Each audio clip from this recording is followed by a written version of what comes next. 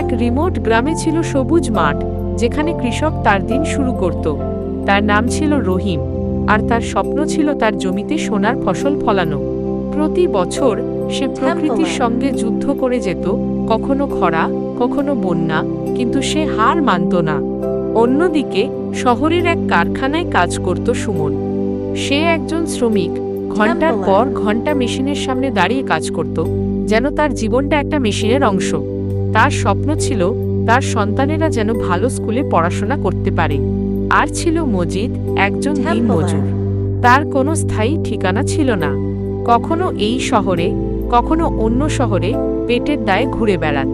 তার স্বপ্ন ছিল একদিন সে নিজের একটা ছোট ঘর বানাবে।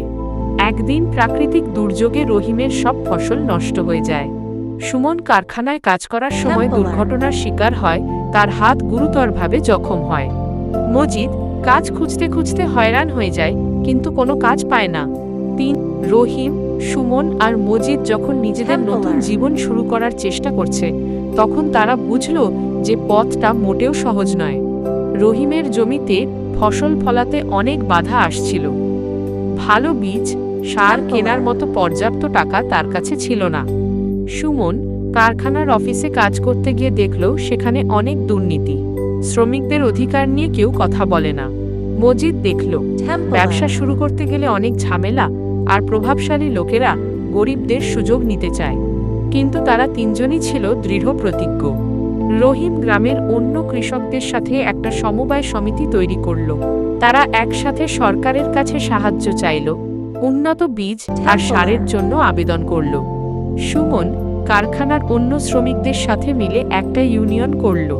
তারা মালিকের কাছে তাদের অধিকারের জন্য লড়ল, ভালো বেতন আর নিরাপদ কর্মপরিবেশের দাবি জানালো।